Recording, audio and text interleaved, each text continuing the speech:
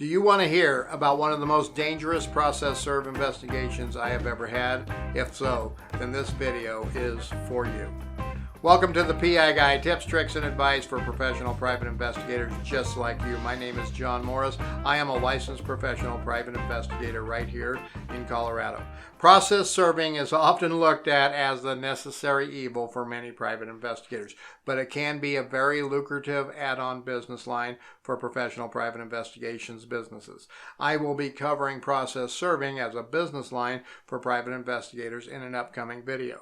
Now go down, click that thumbs up, and hit that subscribe button and show your support for the PI Guide channel, and you will get notified when that video releases.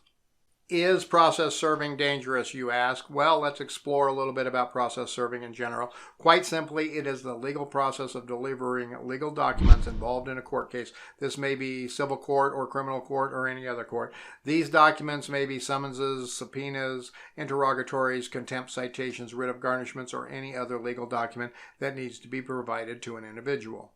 Now, much to your surprise, not everybody who gets served legal papers is happy to be served these papers. In fact, most people are not happy to get served. But that doesn't mean that most people are angry about it either. They may not like the fact that they just got served because they're getting sued or they have to go testify in court or provide some information.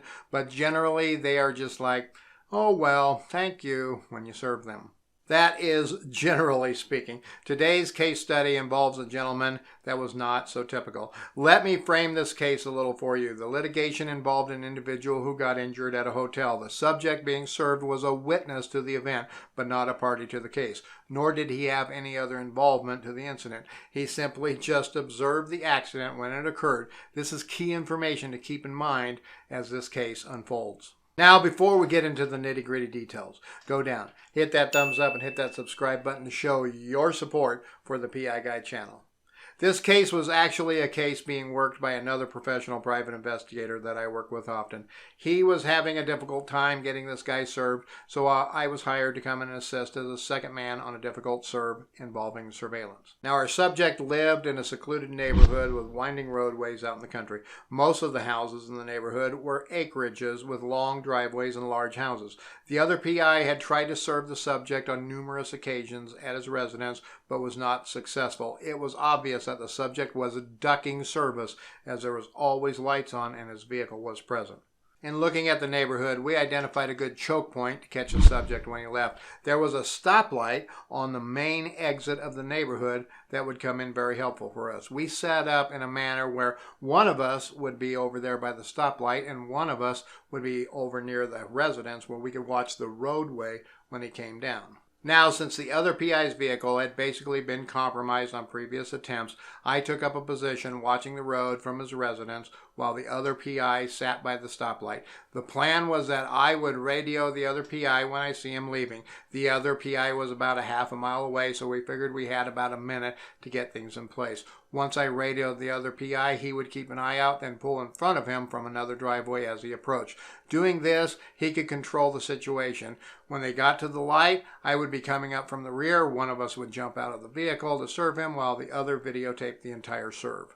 Now, I know that this may seem aggressive, folks, but this is common in some of those really difficult situations where the subject is doing everything to avoid service. I have served many people at stop signs, stoplights, coffee shops, gas stations, you name it, wherever I followed them from their home, usually on their way to work in the morning. Now, you won't believe what the subject did when he left his house that morning. Really quick, go down, hit that thumbs up, and hit that subscribe button to show your support for the PI Guide channel. Based on previous intel, we knew that he left around 7 or 8 every morning. This gave us a good window to work within to make sure that we got set up just perfectly. I found a little road where I could watch the road coming from his residence and would have ample warning. The setup was too perfect. This was going to be a breeze.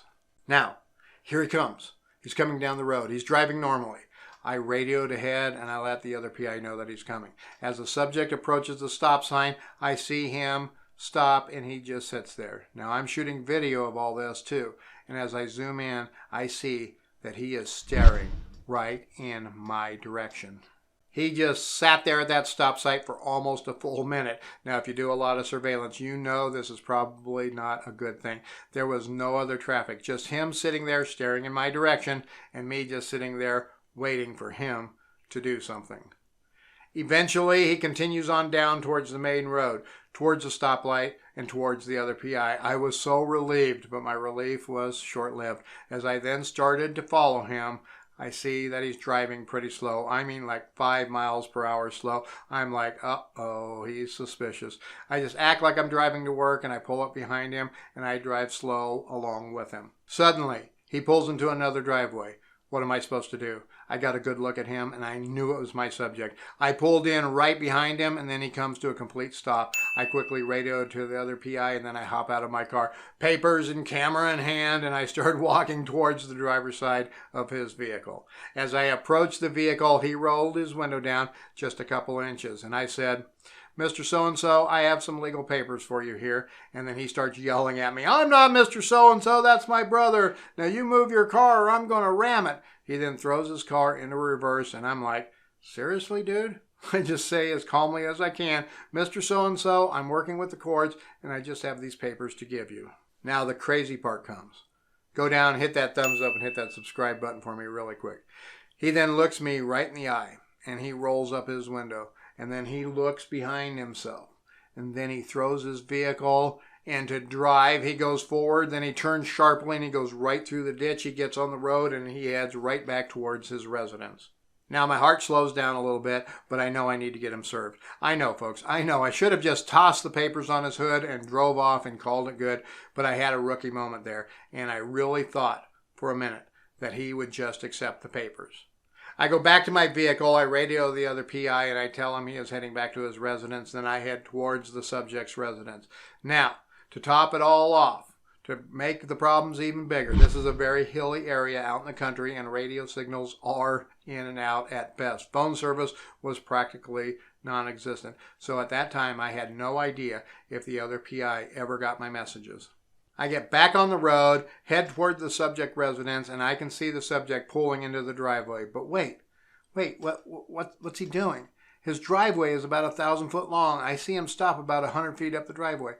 And then he gets out and he does something. But I can't tell what he's doing. Then he pulls up another 100 feet or so, and he does the same thing. What the heck is he doing? He does this several times before parking his vehicle and then entering his residence. Now, I was a little nervous, to say the least, due to his actions, so I waited until the other PI got to where I was. I filled him in on the situation, and we decided to conduct what is called service by refusal. This is where the process server knows the subject is inside the residence, goes, knocks on the door. If he doesn't come out, the process server states in a loud voice, he yells something like this: "Mr. So-and-so, I'm a legal process server. I have a summons for you to appear in court. I know you are inside, and I am conducting service by refusal. I am leaving the documents right here on the front porch." But wait, it's not over, not by a long shot. The craziest part is still to come. Really quick, go down, hit that thumbs up, and hit that subscribe button to show your support for the PI Guide channel. Now, as I approach the residence, I see objects laying in the driveway. I have no idea what these objects are, so I decided to just park on the street and walk up to the subject's house. As I'm walking along the driveway, I get a closer look at the first object. It was a 2x4. Yes, he laid out 2x4 boards along the driveway with nails sticking straight up out of them. Now I'm starting to understand my subject may not be entirely stable. I walk up to the front door while the other PI is observing and capturing video of the entire process. I knock on the door and I ring the doorbell, and guess what? Guess what, folks? Yeah, I dare you. Guess. Yep, he never answered the door. Go figure. I go through the process by refusal. I place the papers on a little table next to the front door, and then I start heading back towards my car. I'm pretty happy with myself at that time. I got it done. Job well done, John. Then suddenly I hear somebody yelling behind me. I then turn around and I look, and I see the subject exiting the front door of the residence. He's walking towards me, yelling for me to get off of his property. As he's walking and yelling, I see his right hand on his right rear hip. I just keep walking backwards toward my car. Now, as I'm walking, I'm saying things like, "Okay, Mr. So-and-so, I'm leaving now. Sorry to be a bother." And I just keep walking and walking and walking. Now, if you ever walked backwards for about 500 feet in fear for your life, it takes about 38.5 minutes, I think. At least that's what it felt like at the time. I get about halfway to my car, and he stops, and he stands there in the middle of his yard, hand on his hip, yelling at me. I get in my car, and I couldn't get out of there quick enough. Now, I doubt that he had a gun. As well, I know that the make my day law here in Colorado doesn't work for self-defense if somebody is just on your property. I had also identified myself to him numerous times, so he shouldn't have felt threatened by me. But nonetheless, if he has a weapon and decides to take action, none of that really matters. I'm just thankful that I was able to somewhat de-escalate the situation and get out of there without further incidents. Now, remember why I was serving him? He went through all of this trouble, all of this drama, because he was being served a summons to appear in court to testify as to what he observed as a witness in a case. He wasn't a party to that case in any way. He wasn't being sued. He had nothing to do with it. He was just a witness. Hey, thanks for watching the PI Guide, tips, tricks, and advice for professional private investigators just like you. Here are 2 more videos for you to watch. Now, go down below, hit that thumbs up, hit that subscribe button to show your support for the PI Guide channel. And remember, folks, stay safe out there.